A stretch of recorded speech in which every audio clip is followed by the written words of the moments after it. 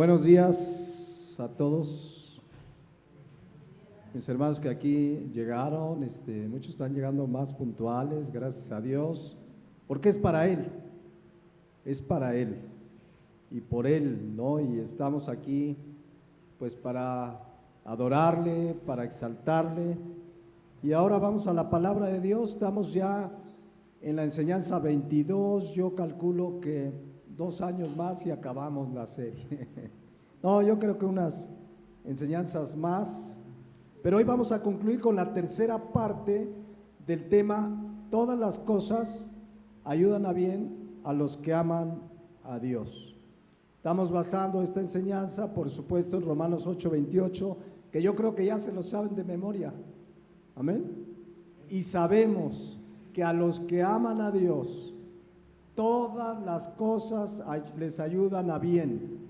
Esto es, a los que conforme a su propósito son llamados.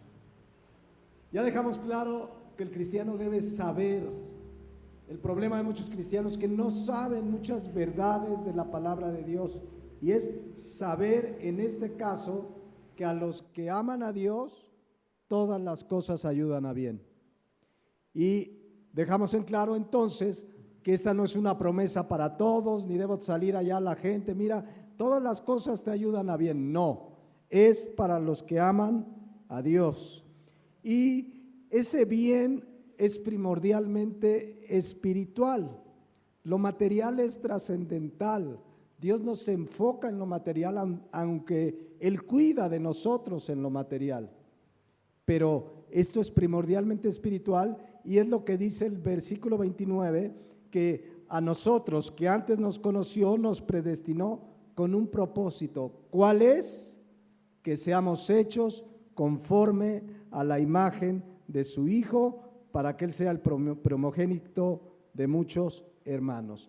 Ese es el propósito primordial que se ha propuesto en ti, en ti, en ti, en ti que me escuchas, que has nacido de nuevo. Él se ha propuesto formar a Jesucristo en nosotros. Y para eso va a usar todas las cosas,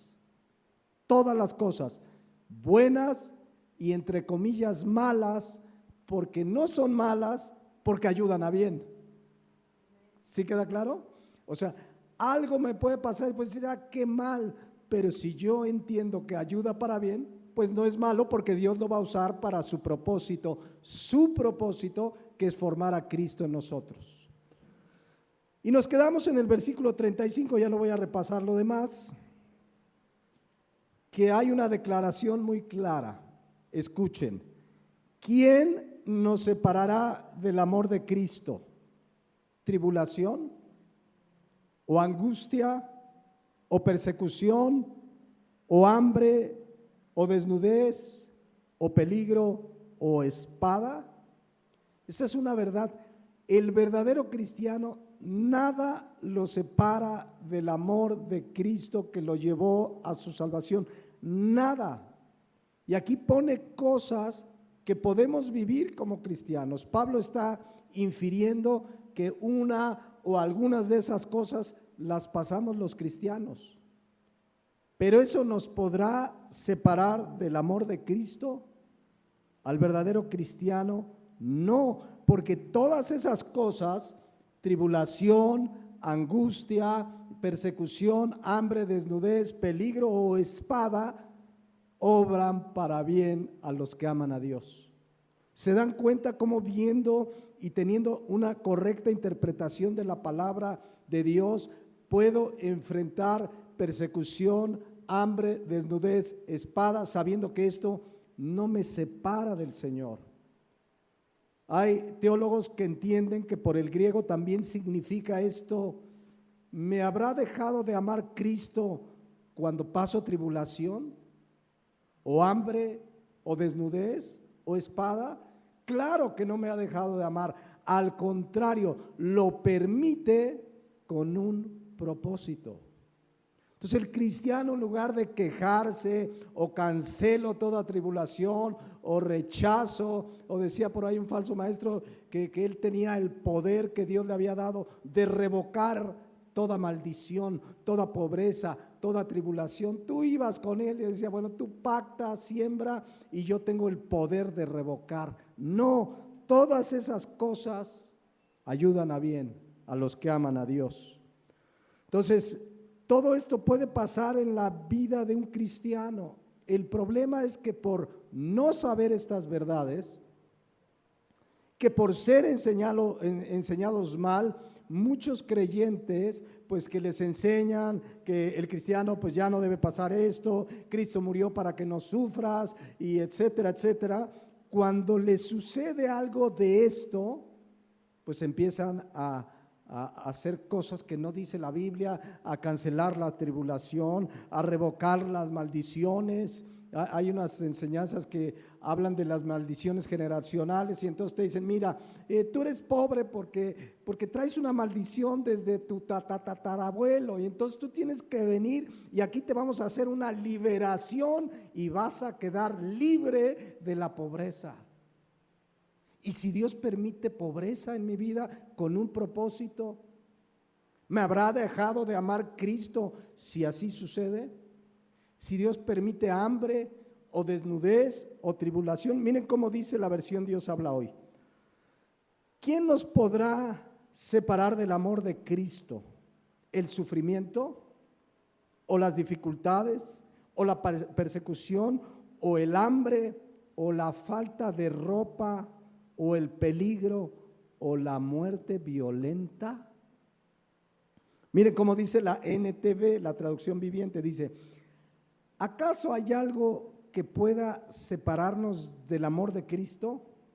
¿Será que Él ya no nos ama si tenemos problemas o aflicciones? Si somos perseguidos o pasamos hambre o estamos en la miseria o en peligro o bajo amenaza de muerte. Esa es una buena paráfrasis cuando dice, ¿será que Él ya no me ama cuando permite hambre o desnudez o peligro de muerte? ¿No amó a Pablo cuando moría degollado por predicar el evangelio? Claro que sí, pero eso ayudó a bien. Pablo mismo decía que el vivir es Cristo y el morir era ¿qué? Ganancia. Pero el cristiano que vive la vida cristiana está expuesto a muchas de esas cosas por el simple pero profundo hecho de vivir acorde a la palabra de Dios. Por eso dice el 36, como está escrito, por causa de ti somos muertos todo el tiempo, somos contados como ovejas de matadero. Vean la versión Dios habla hoy, que es un poco en un lenguaje más actualizado, dice así, como dice la Escritura, por causa tuyo, por causa del Señor, estamos siempre expuestos a muerte. Nos tratan como ovejas llevadas al matadero. Esa es la vida del verdadero creyente. Somos rechazados, quizás no estamos viviendo, por lo menos en la mayoría de nuestro país, persecución de muerte, aunque sí la hay. Hemos estudiado y hemos conocido casos de Oaxaca, de Chiapas, masacres a iglesias cristianas, etcétera, etcétera. Pero la realidad es que el cristiano es rechazado, es segregado. Creo que todo cristiano debiera estar enterado de lo que está pasando en el Congreso de la Unión, en la Cámara de Diputados y de Senadores. Hay leyes que están avanzando como nunca en ningún sexenio, ni siquiera en el sexenio pasado, que fue terrible. Están avanzando leyes en contra de la libertad religiosa. Están avanzando leyes que querrán coartar mi libertad de predicar el evangelio. Están avanzando leyes que están catalogando verdades de la Biblia como discurso de odio. Anótense esa palabra. Va a haber gente amonestada, después veremos cómo avanzan esas leyes en la cárcel, porque van a decir que es un discurso de odio decir que la homosexualidad es pecado. porque van a decir que es un discurso de odio, decir que el adulterio es pecado, que el aborto es pecado. Les están acusando, esto ya sucede en otros países, como discurso de odio. Decir la verdad le llaman discurso de odio. Hay un hombre que no es cristiano, por supuesto, pero tiene principios y valores acordes a la Biblia, que se llama Eduardo Verástegui. No es cristiano, es católico, pero hay varios principios acordes a la palabra de Dios. Y entonces hay un personaje artista que es un hombre que dice ser mujer. Yo leí la noticia en un grupo cristiano, y entonces él dijo que esa mujer era un hombre. Lo único que él dijo es la verdad. Y se le han ido las redes sociales, en la televisión, los noticieros, que es de ultraderecha, en fin, no conozco su vida, pero por lo menos lo que ahí dijo no era mentira. Y entonces dicen que es un discurso de odio. El asunto es que están avanzando leyes en ese sentido. Entonces, dice ahí, como dice la Escritura, por causa tuya estamos siempre expuestos a la muerte, al rechazo, a la persecución, el verdadero cristiano. Y yo oro, mis hermanos, que cada uno de nosotros, ante esto que viene de verdad contra la iglesia, va a pasar sus momentos más difíciles, pero más gloriosos, porque Cristo sostendrá su iglesia, que no callemos, sino que prediquemos la palabra de Dios. Como dice Hechos 18:9, cuando le dice el Señor a Pablo en visión de noche, le dijo: no temas, sino habla. ¿Y qué dice? No calles. Nos van a querer callar, pero el cristiano no debe temer, sino hablar, predicar y no callar. Amén.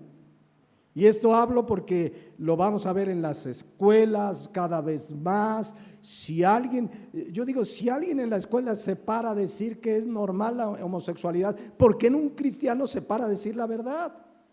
Por temor. Pero la palabra de Dios dice: no temas, sino habla y no calles. Entonces, bueno, vamos a estar expuestos a persecución, a tribulación, a hambre, a desnudez. Pero vean el versículo 37, regresando a Romanos 8. Antes, en todas estas cosas, somos ¿qué? Más que vencedores por medio de aquel que nos amó. Pregunta: ¿cuáles son todas esas cosas en las que somos más que vencedores? Las del versículo 35, porque todo está en el contexto. Regresamos al 35.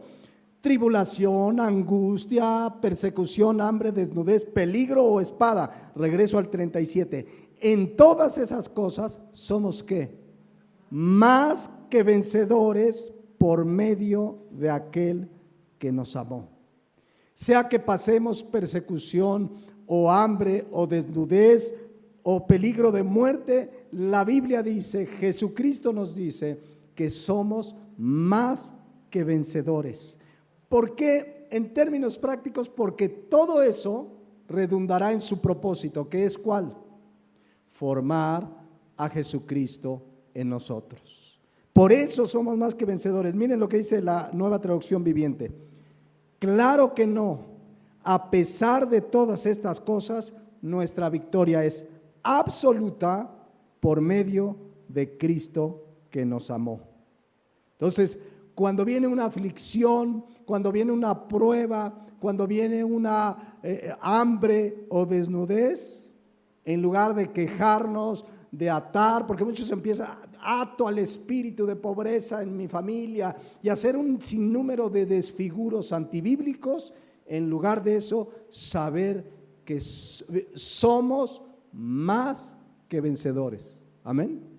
Y vean que la palabra es somos, no dice seremos, en un futuro es probable, quizás, a lo mejor, quién sabe. No, la expresión es somos más que vencedores. Miren, regresamos a la versión Reina Valera. Antes, en todas estas cosas somos más que vencedores. La palabra más que vencedor es una palabra griega bien interesante porque significa lo siguiente, es la palabra griega hupernikao. Hupernikao significa lanzar más allá, significa llevarte a la victoria. Todas estas cosas que Dios permite que pase, tribulación, hambre, desnudez, peligro, espada, nos están lanzando más allá, nos están empujando a algo mayor, y regreso al término espiritual. Dios nos está llevando espiritualmente a crecer, a madurar, a ser hombres y mujeres fieles. Todas estas cosas redundan en que su propósito se cumplan. Nos está lanzando más allá. Como José, ¿se acuerdan cuando estudiamos a José? Que lo vendieron, que fue esclavo, lo metieron a la cárcel injustamente. ¿Y se acuerdan que veíamos un texto en Génesis que decía que Jehová lo prosperaba? Y estudiábamos que esa palabra prosperar significa empujar hacia adelante. Lo mismo aquí en Romanos 8:37, ese más que victorioso, o esa palabra más que vencedor, es hupernikao. Dios lo permite porque te quiere llevar más allá en tu carácter, en tu vida espiritual, hacia la victoria definitiva que Cristo ganó en la cruz. Amén. Yo sé que esto no es popular. Si tú reúnes a la gente, les vamos a hablar que el cristiano pasa tribulaciones, angustias, pues la gente no va. Pero si tú pones por ahí un anuncio, vamos a orar por prosperidad económica, les vamos a hablar que Dios quiere cumplir sus sueños, la gente vendría, eso vende. A ver, vamos a ungir carteras. Así vi una vez un predicador: traigan todas sus carteras, las vamos a ungir con la unción de la prosperidad. Se me hace que ahí le sacaron unos billetitos ahí cuando las trajeron. Pero fíjense, la gente está ávida de lo material porque solo piensan en lo terrenal. Pero aquí está hablando de algo espiritual, nos está empujando más allá para parecernos más a Cristo. Miren lo que dijo Pablo, que es lo mismo, pero en otro contexto. 2 Corintios 4:17. Perseguido, encarcelado, golpeado, vituperado, dice Pablo, porque esta leve tribulación, ¿cómo le llamó sus problemas? Que de verdad yo creo que no los hemos vivido, de persecución, de cárcel, de azotes. Leve tribulación momentánea. Leve tribulación. Comparemos, Pablo está pensando en la eternidad. Y la eternidad, pues no son 100 años, ni 200 años, ni 1000 años, ni 200 millones de años, ni 300 trillones. La eternidad es eterna. ¿Cuánto es lo que podemos pasar aquí en esta tierra en 80 años, en 70, en 90, que Dios nos dé? Suponiendo que todos esos años fueran de tribulación, imagínense que alguien vivió desde que nació hasta que murió, tribulación y persecución y desnudez y angustia, 90 años. ¿Qué es eso comparado con la eternidad en Cristo? Pablo le dijo aquí, leve tribulación momentánea, que produce, fíjense lo que produce la tribulación, en nosotros un cada vez más excelente y eterno peso de gloria. Lo voy a leer en la versión Dios habla hoy para que quede un poco más claro. Dice, lo que sufrimos en esta vida es cosa ligera, que pronto pasa, pero nos trae como resultado una gloria eterna mucho más grande y abundante. Amén. Entonces regreso a Romanos 8:37, es lo mismo. Antes, en todas estas cosas somos más que vencedores por medio de aquel que nos amó. Y por eso dice el 38 en adelante, fíjense lo que dice: por lo cual estoy ¿qué? Estoy seguro, plenamente convencido, plenamente confiado en Dios. ¿De qué? Ahí lo dice, de que ni la muerte, ni la vida, ni ángeles, ni principados, ni potestades, ni lo presente, ni lo porvenir, ni lo alto, ni lo profundo, ni ninguna otra cosa creada nos podrá separar del amor de Dios que es en Cristo Jesús, Señor nuestro. Ahí está todo lo que nos pudiera pasar, la muerte, la vida, ángeles, principados, nada ni nadie nos puede separar del amor de Dios que es en Cristo Jesús, Señor nuestro. La Nueva Traducción Viviente dice: y estoy convencido de que nada podrá jamás separarnos del amor de Dios, ni la muerte, ni la vida, ni ángeles, ni demonios, ni nuestros temores de hoy, ni nuestras preocupaciones de mañana, ni siquiera los poderes del infierno pueden separarnos del amor de Dios. Ningún poder en las alturas, ni en las profundidades, de hecho, nada en toda la creación podrá separarnos del amor de Dios que está revelado en Cristo Jesús, Señor nuestro. Pregunta, ¿necesitamos saber algo más esta mañana? Nadie, pero hermano, es que dicen, yo ahorita les acabo de comentar las leyes que vienen. Si nos persiguen, bienaventurados sois cuando por mi causa os vituperen. Cristo dijo, seréis perseguidos. O sea, gloria a Dios, nada, lo que Dios haga y permita para el cristiano lo irá empujando más allá, lo irá llevando a una bendición mayor espiritualmente para parecernos a Cristo. Nada nos puede separar de Él, mucho menos la muerte. Hoy he oído gente y aún de pronto cristianos, digo, yo entiendo que nadie quiere decir, ya que me maten ahorita. No es que queremos morir, pero hay gente que tiene un temor hacia la muerte tremendo. Entonces hace tiempo escuchaba yo a un predicador, porque decía, si estás en peligro de muerte o tienes una enfermedad de muerte, declara vida y tendrás vida. Y entonces él explicaba una falsa enseñanza, que en mi boca está el poder de la vida y de la muerte. Y para ello citó un versículo que es Proverbios 18:21, que así dice, aparentemente dice, la muerte y la vida están en poder ¿de qué? De la lengua, y el que la ama comerá de sus frutos. Entonces, según ellos, si estás enfermo, tú declara vida porque lo que tú dices, eso sucede. Esas son las enseñanzas que ya estudiamos, la confesión positiva, la psicología cristianizada, la metafísica cristianizada. Entonces, si yo quiero vida, pues declaro vida. Entonces, si voy con el doctor y me dice, ¿tienes diabetes? No, yo declaro que no, yo declaro vida y no tengo diabetes, y lo cancelo y lo rechazo y lo revoco y toco madera, ¿no? Así le hacen muchos. Porque te enseñan que tu boca tiene el poder de dar vida o dar muerte. Es más, ¿se acuerdan cuando les enseñé la frase que está basada en este versículo parte, con la que el señor Luna inicia cualquier servicio en su iglesia de Guatemala?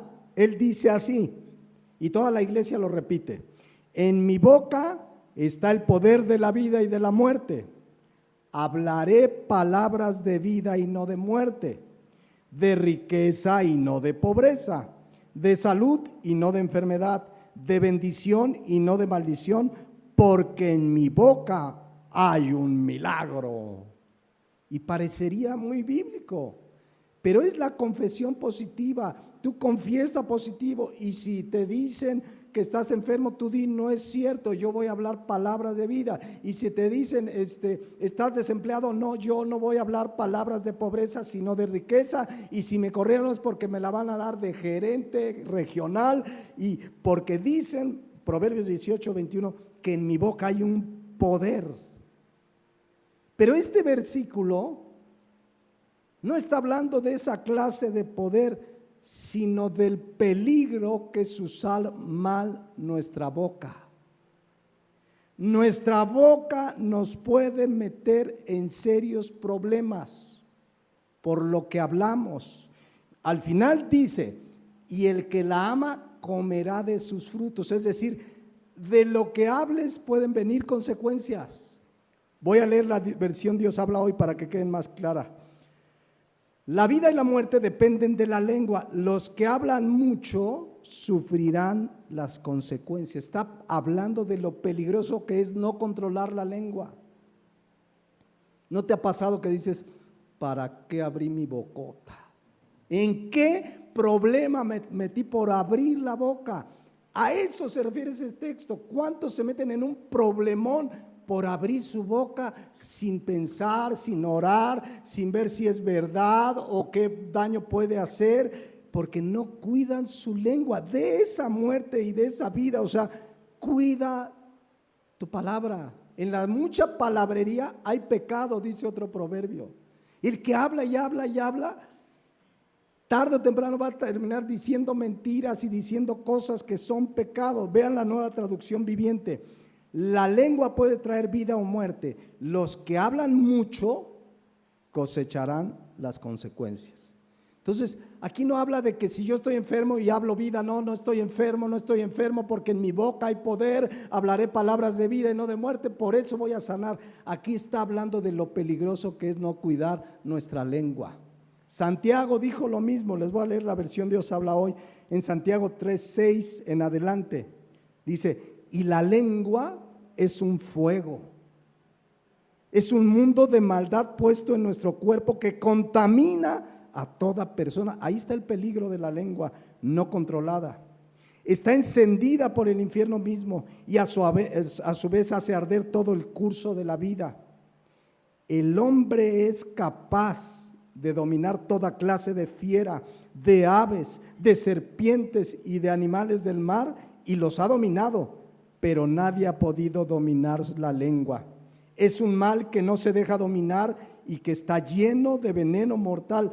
Con la lengua lo mismo bendecimos a nuestro Señor Padre que maldecimos a los hombres creados por Dios a su propia imagen. ¿Han visto gente que adora a Dios, alaba a Dios, aleluya, gloria a Dios, y saliendo pone un Facebook insultando a la presidente de México? Que estemos viendo cómo gobierna o si gobierna mal o lo que está haciendo, no me da derecho a insultar al cristiano. Dios le pide que oremos por nuestras autoridades. Entonces yo no puedo con mi lengua aquí, Dios te alabo, y por acá, no, y empiezan a insultar al gobernante en turno, al presidente en turno, porque la lengua, dice, con la lengua lo mismo bendecimos a nuestro Señor y Padre, que maldecimos a los hombres creados por Dios a su propia imagen. De la misma boca salen bendiciones y maldiciones. Hermanos míos, esto que dice ahí no debe ser así. Oremos por la presidente. Oremos. Esto no quiere decir que estemos exentos, les digo, de las leyes que están avanzando para orar. Señor, danos sabiduría, ayúdanos a hablar y no callar, a no tener temor, a exponer claramente tu palabra, el evangelio, la verdad. Pero mucho cuidado, pues regreso a Proverbios 18:21, mucho cuidado con nuestra lengua. Tenemos que oír más y hablar menos, dice un proverbio que lo estoy parafraseando. Entonces, no es cierto que en tu boca hay poder de vida y de muerte. Es que si yo hablo muerte, pues entonces ya voy a morir. Y entonces si yo digo que me voy a enfermar, me voy a enfermar. No, el único que tiene poder sobre la vida y la muerte es Dios. El único que decidió cuándo morir, ¿saben quién fue? Cristo, dice Juan 10:17. Por eso me ama el Padre, porque yo pongo mi vida para volverla a tomar. Nadie me la quita, sino que yo de mí mismo la pongo. Tengo poder para ponerla y tengo poder para volverla a tomar. Este mandamiento recibí de mi Padre. Entonces, regreso a Romanos 8:38. Dice que estemos seguros de que ni la muerte, ni ángeles, ni principados, ni potestades, ni lo presente, ni lo porvenir, ni lo alto, ni lo profundo, ni ninguna otra cosa creada nos podrá separar del amor de Dios que es en Cristo Jesús, Señor nuestro. Amén. ¿Para quién es esto? Romanos 8:28, vuelvo a leer. Para los que aman a Dios. Para los que aman a Dios. Entonces, cuando venga un problema, una dificultad, Oremos, Señor, ¿cuál es el propósito? ¿Será que es consecuencia de algo que yo hice? ¿Me quieres probar? Etcétera, etcétera. Porque lo normal es que el cristiano pase pruebas y dificultades por vivir la vida cristiana. Miren cómo lo dijo Pedro en 1 Pedro 4:12. Amados, y se está refiriendo a cristianos, no os sorprendáis del fuego de prueba que os ha sobrevenido, como si alguna cosa extraña os aconteciese. Viene una prueba, que no te sorprenda. Es lo normal en el cristiano. Dice, no te sorprendas, no te extrañes. Miren cómo dice la versión Dios habla hoy. Queridos hermanos, no se extrañen de verse sometidos al fuego de la prueba, como si fuera algo extraordinario. El cristiano pasa dificultades. El cristiano también puede pasar pobreza. El cristiano pasa muerte, pasa aflicción, hambre, espada, desnudez. Que no nos extrañemos. Pero muchos dicen, Señor, pues sí he ido todos los domingos a la iglesia y hasta llego puntual. ¿Por qué pasó esta prueba? Que no te extrañe, que no te sorprenda. ¿Qué debemos de hacer? Versículo 13. Sino cancela y rechaza toda prueba. ¿Así dice? Sino gozaos. ¿Qué debemos hacer ante la prueba y la aflicción? Gozarnos por cuanto somos participantes de los padecimientos de Cristo, para que también en la revelación de su gloria os gocéis con alegría. ¿Qué debemos hacer? Gozarnos. Señor, gracias por lo que permites. No sé qué propósito tengas, lo que sí sé es que va a obrar para bien. Ayúdame a soportar, dame paz, fortaleza, todo eso podemos pedir, pero gocémonos. Por eso dice el 14, si sois vituperados por el nombre de Cristo, sois bienaventurados.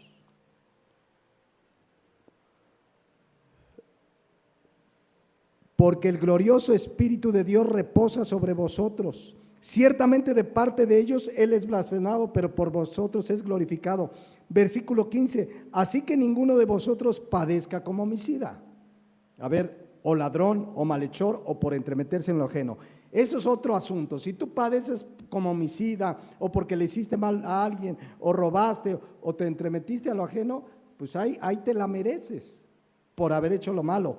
Pero vean el versículo 16, pero si alguno padece, ¿como qué? Como cristiano. Si alguno padece como cristiano, no se avergüence, sino glorifique a Dios. Versículo 17, porque es tiempo que el juicio comience por la casa de Dios. Aquí juicio se refiere al juicio disciplinario que Dios puede traer sobre la vida de un creyente. No es el juicio de condenación, pero dice, es tiempo que el juicio comience por la casa de Dios. Y si primero comienza por nosotros, ¿cuál será el fin de aquellos que no obedecen al Evangelio de Dios? Y vean el versículo 19. De modo que los que padecen, la palabra padecer significa sufrir. De modo que los que padecen, que los que sufren, según que la voluntad de Dios. O sea, ¿puede ser la voluntad de Dios que pase yo un sufrimiento? Sí, con un propósito. Él está obrando todo para bien, pero de modo que los que padecen según la voluntad de Dios, encomienden su alma al fiel Creador y hagan el bien. Entonces, cuando yo padezca como cristiano, en lugar de quejarme, en lugar de, Señor, si esta es tu voluntad, gloria a Dios, pero encomienda tu alma, es decir, puedes orar, Señor, dame fortaleza, porque Él sabe que somos carne y somos débiles. Señor, fortaléceme en el nombre de Jesús, pero entendamos que los que padecen según la voluntad de Dios, debemos encomendar nuestras almas al fiel Creador y hagan el bien, porque Romanos 8:28, sabemos que todas las cosas ayudan a bien. Amén. Vean otro pasaje que habla exactamente de lo mismo. Vean la diferencia de perspectiva de un falso evangelio, de Dios te quiere hacer rico, Dios no quiere que sufras, ya no debes enfermarte, si estás enfermo es por pecado, si hay pobreza es maldición. No, la palabra de Dios dice que muchas cosas de estas vamos a pasar. Miren lo que dice Romanos 5:3. Y no solo esto, sino que también nos gloriamos. ¿En qué se gloriaban? En las tribulaciones, sabiendo que la tribulación produce paciencia y la paciencia prueba y la prueba esperanza y la esperanza no avergüenza, porque el amor de Dios ha sido derramado en nuestros corazones por el Espíritu Santo que nos fue dado. Vamos rápido al versículo 3. Vean, dice, y no solo esto, sino que también nos gloriamos. Ahí la palabra gloriarse es una palabra griega kaujomai, que significa alegrarse. Dice, nos gloriamos, nos alegramos ¿en qué? En las tribulaciones. La versión Dios habla hoy dice, también nos alegramos al enfrentar pruebas y dificultades porque sabemos que nos ayudan a desarrollar resistencia. ¿Qué significa la palabra tribulaciones? ¿Se acuerdan? La hemos estudiado. Dilipsis en el griego significa aflicción, estrechez, escasez, persecución. Y el cristiano se alegra. ¿Por qué? Porque dice, sabiendo, regresando a la versión Reina Valera, porfa, dice, sabiendo. ¿Se acuerdan qué significa esa palabra saber? Entender, comprender claramente. El cristiano debe saber, ¿qué debe saber? Que la tribulación produce ¿qué? Paciencia. Las pruebas producen paciencia. La palabra producir significa tienen como resultado. Cuando yo paso una prueba, ¿qué produce? Paciencia. Y la palabra paciencia la hemos estudiado en otros momentos, es la palabra griega hupomoné, que significa resistencia, que significa aguante alegre, que significa perseverar, que significa madurar. Las tribulaciones que producen madurez, resistencia. Cuando Dios permite una prueba es porque Él quiere que resistas, Él quiere forjar tu carácter, porque Él sabe lo que viene más adelante. La iglesia tiene que ser forjada en un carácter de resistencia, porque vivimos en un mundo que es totalmente hostil con el cristiano. Entonces, ¿qué tiene que hacer el Señor? Prepararnos. A ver, te voy a preparar y voy a permitir esto para que vayas ejerciendo, para que vaya produciendo en tu vida resistencia, porque Él sabe lo que viene más adelante. Romanos 5:3, vuelvo a leer. Y no solo esto, sino que también nos gloriamos en las tribulaciones, sabiendo que la tribulación produce paciencia. Y vean el versículo 4, si quieres poner uno donde está el 3 y el 4. Y la paciencia produce, ¿qué produce la paciencia? Ahí está. Y la paciencia prueba. ¿Saben qué significa prueba? O sea, Dios permite aflicción. La aflicción produce, dice, paciencia, resistencia. Y esa resistencia dice que produce prueba. Ahí la palabra prueba es dokimé, que significa confiabilidad, carácter probado. Dios nos quiere llevar cada vez a más espiritualmente, pero tiene que irnos probando. A ver, te voy a permitir esta aflicción y resistes y ya vas siendo más confiable, te está probando, te está haciendo más confiable, significa carácter probado, significa crecimiento espiritual. Dios permite que la tribulación produzca resistencia, que la resistencia produzca que seamos más confiables. Miren, el ser humano, hecho a imagen de Dios, a veces hace muchas cosas que vienen del diseño de Dios del ser humano. Por ejemplo, cuando tú vas a entrar a trabajar, yo recuerdo allá en el banco, te hacían un contrato temporal, estabas a prueba por 3 meses. Si no estaban seguros de que eras plenamente confiable, te extendían otros 3 meses antes de darte la planta. te ponían a prueba o te ponen. Hay empresas que dicen, a ver, te voy a hacer un contrato eventual, la ley lo permite en México, a ver, te hago un eventual, te hago otro temporal de 3 meses y ya si no pasas la prueba, ¿saben qué te dan? Las gracias. Muchas gracias, venció su contrato temporal, ya, agüeque el ala. Pero si sí pasas la prueba, te van a decir, vamos a firmar el contrato, ahora sí ya eres parte de la empresa.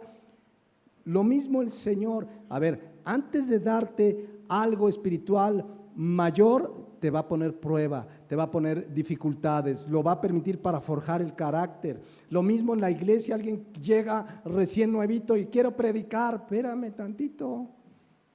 ¿Qué te parece si nos ayudas a acomodar las sillas? No, yo soy predicador, ¿no? Así hay gente. Hay que ponerlo a prueba, a ver si resiste, a ver si es un servidor de Dios o nada más quiere ser visto por los demás, ¿no? Y a veces nos equivocamos los pastores. Yo como pastor humanamente me he equivocado, de pronto dices, no, sí, se ve que es un siervo del Señor, a veces, y nos equivocamos, pero tenemos que poner a prueba. Bueno, regreso a Romanos 5:3. Y 4 dice, y no solo esto, sino que también nos gloriamos en las tribulaciones, sabiendo que la tribulación produce paciencia, y la paciencia prueba, y la prueba ¿qué produce? Esperanza. La prueba produce esperanza. Ahí es la palabra griega elpis, que significa expectación o confianza. Todo esto lo permite Dios porque Él sabe que el cristiano va a ser llevado a una expectación, a una confianza de que pronto estaremos con Él. Y el Señor nos hace crecer y la expectativa cada vez es mayor. Señor, espero con gozo encontrarme contigo. Cristianos recién convertidos, tú le dices, ya viene el Señor, ay, ¿qué es eso? No me diga, ¿y cuándo? ¿Por qué? En cambio el cristiano va madurando y dice, ya tengo esa expectativa. Quiero que venga el Señor. Como dice Apocalipsis, la iglesia y el Señor dicen, amén, sí ven, Señor Jesús. La iglesia y el Espíritu. Entonces, Dios va forjando a través de la tribulación, de hambre, de desnudez, de prueba, va forjando nuestro carácter. Finalmente dice el 5, y la esperanza no avergüenza, porque el amor de Dios ha sido derramado en nuestros corazones por el Espíritu Santo que nos fue dado. La palabra avergonzar es kataiskuno, que significa afrentar, avergonzar. Un cristiano jamás será avergonzado. Dios respaldará su fe. Dios respaldará su obediencia. Aquí en el mundo se pueden burlar, te pueden decir aleluya, te pueden matar por ser cristiano, pero finalmente no seremos avergonzados, deshonrados, porque estaremos con Él en la eternidad. Finalmente, pues, regreso a Romanos 8:29. Ese es el propósito de Dios, ser hechos a la imagen de su Hijo. Para eso va a permitir tribulación, angustia, persecución, porque Él quiere obrar para bien en nosotros, formando a su Hijo en nosotros. Miren lo que dice Filipenses 6, y quiero leer este versículo por lo que dice adelante, que ya lo conocemos. Es Pablo hablando y le dice, estando persuadido, ¿qué significa persuadido? Ya lo vimos, seguro, plenamente convencido de que el que comenzó en vosotros la buena obra, la va a perfeccionar hasta el día de Jesucristo.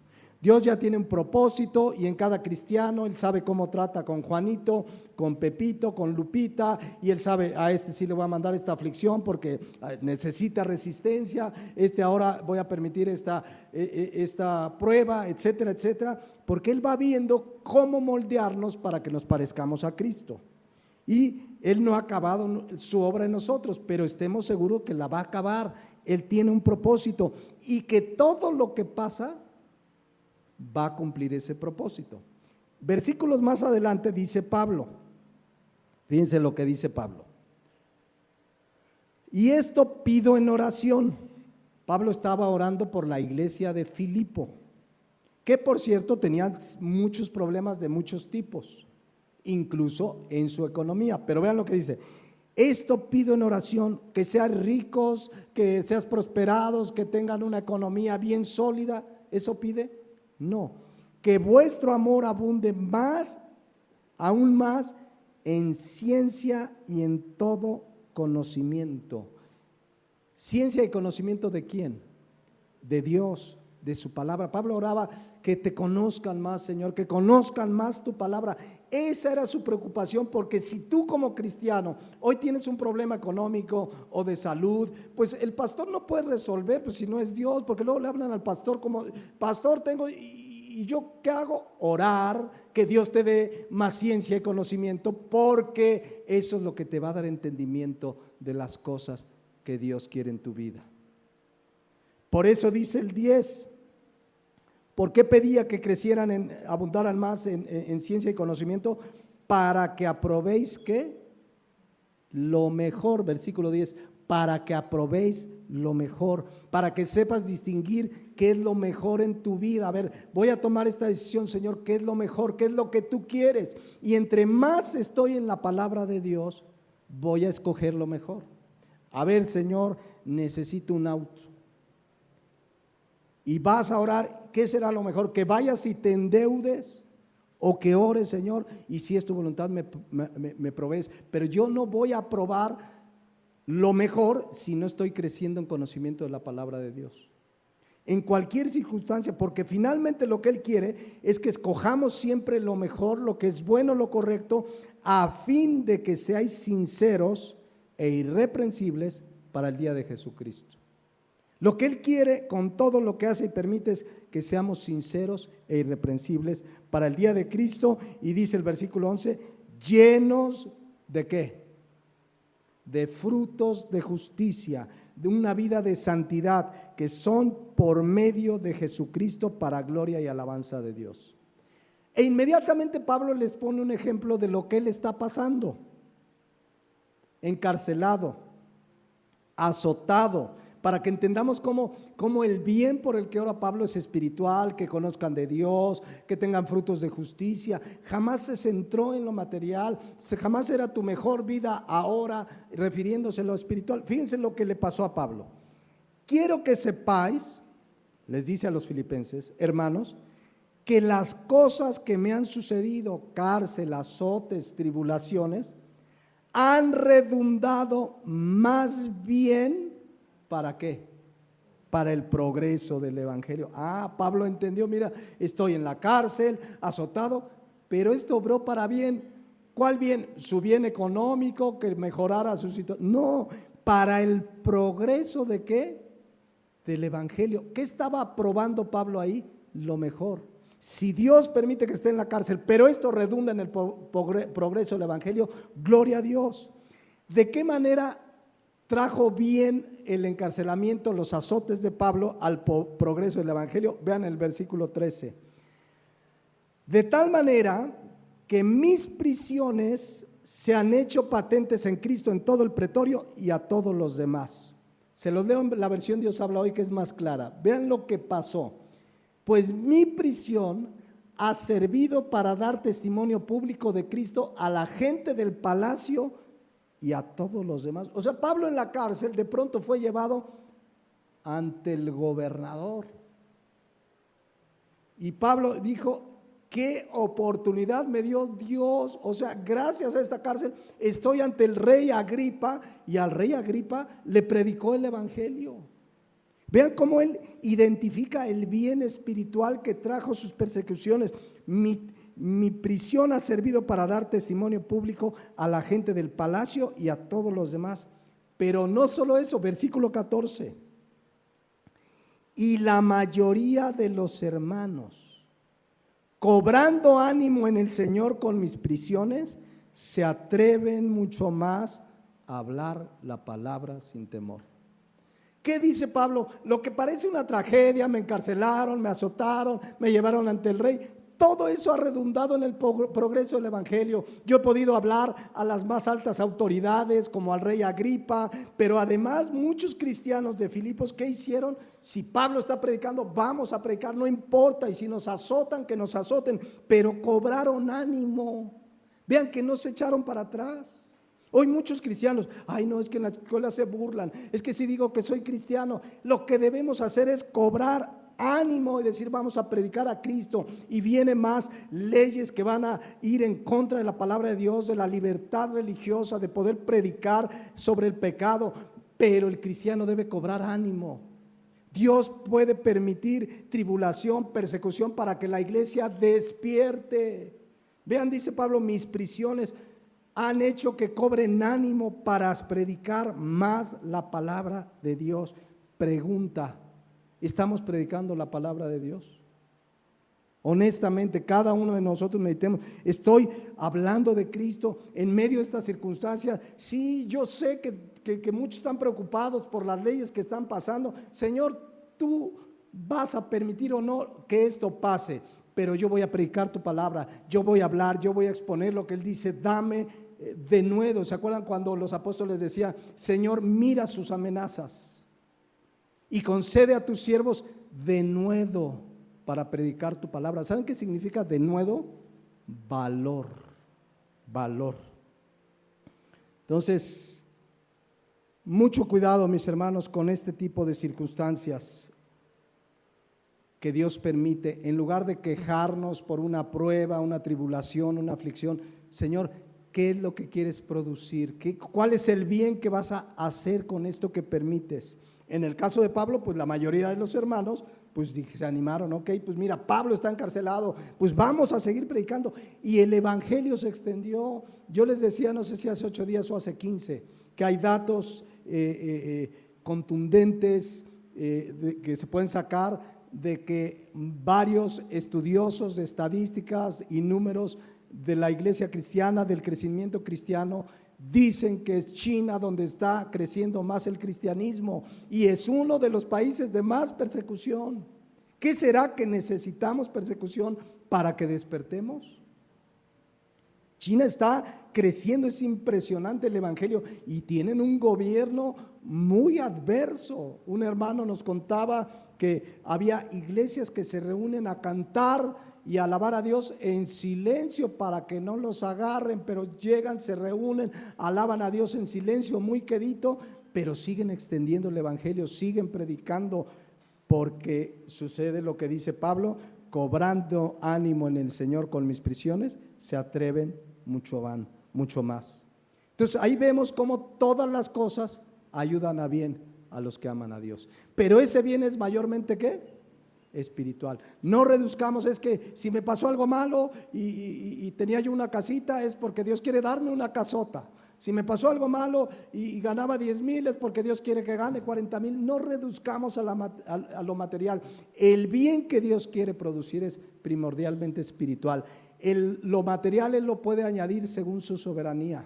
Y Dios puede permitir abundancia, como en Pablo puede permitir escasez, pero su propósito es formar a Cristo en nosotros. Amén. Fíjense, cuando Dios llama a Pablo, ¿se acuerdan?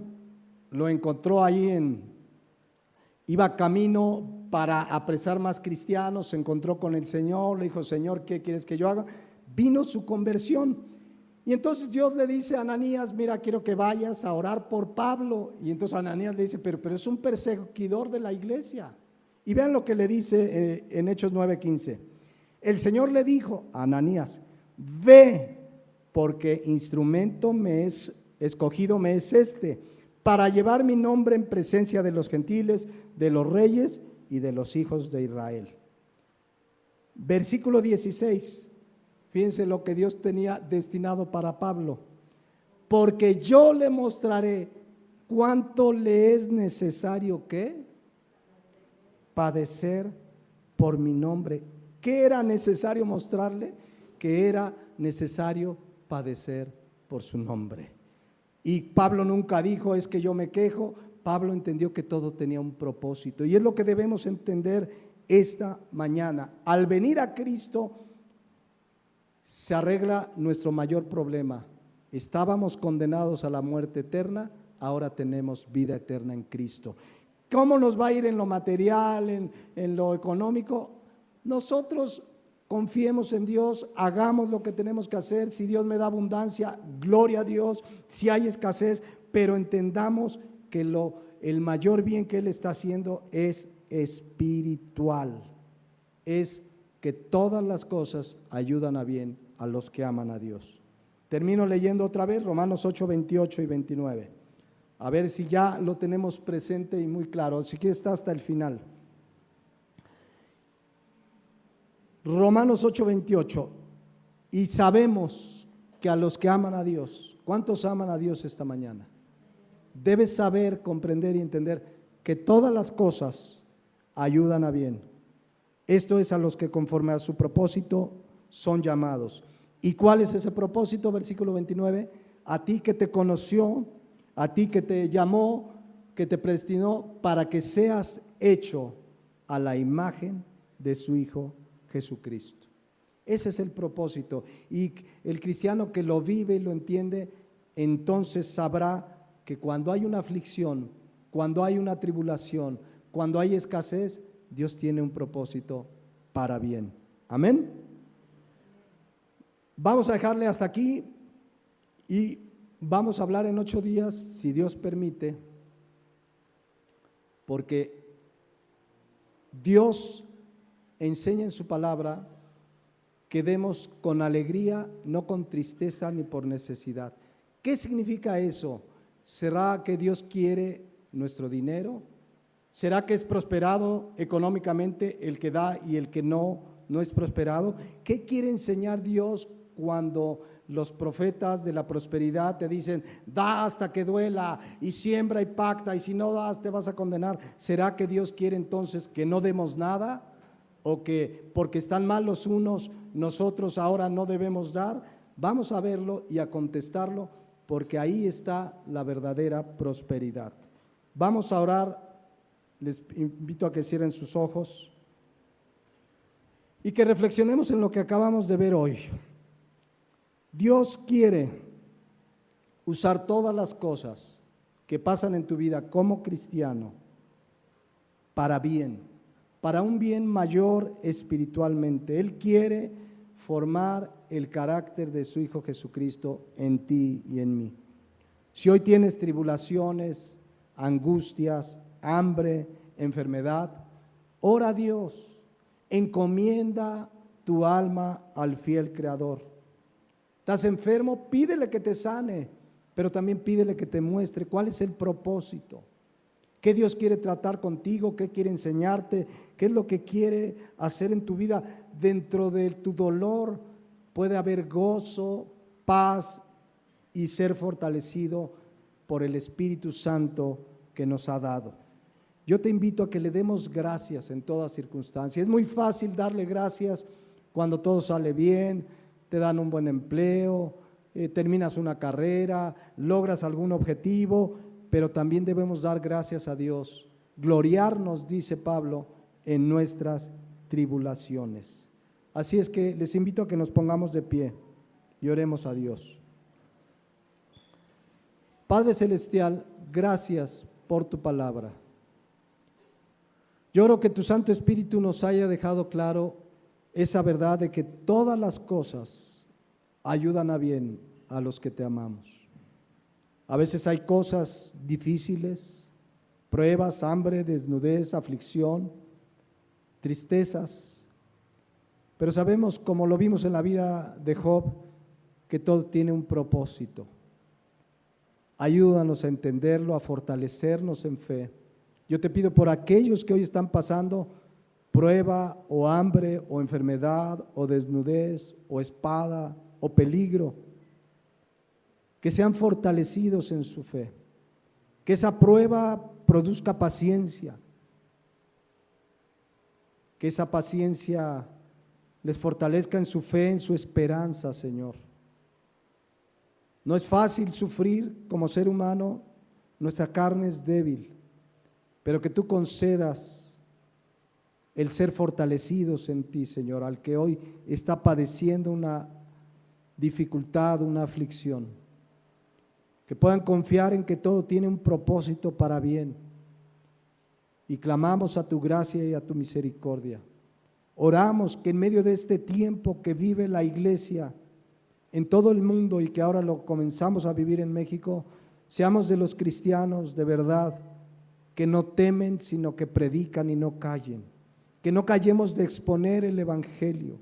Todo esto que está pasando debe obrar para bien, para cobrar ánimo y predicar tu palabra como sucedió con los filipenses. Danos ese denuedo, Señor, para ser luz, para hablar la verdad de tu palabra sin temor. Porque el mundo habla barbaridad y media y lo expone como si fuera algo bueno. ¿Por qué nosotros no hablar la verdad sin temor? Llamarle a pecado, pecado, llamar al arrepentimiento, predicar tu muerte y tu resurrección, Padre Celestial, sin temor. Decirle al mundo que hay una esperanza y esa solamente es en Cristo para el pecador que viene arrepentido.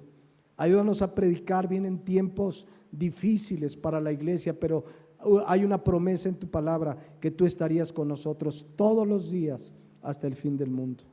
Que en medio de todo esto que estemos pasando redunde más para la predicación de tu palabra.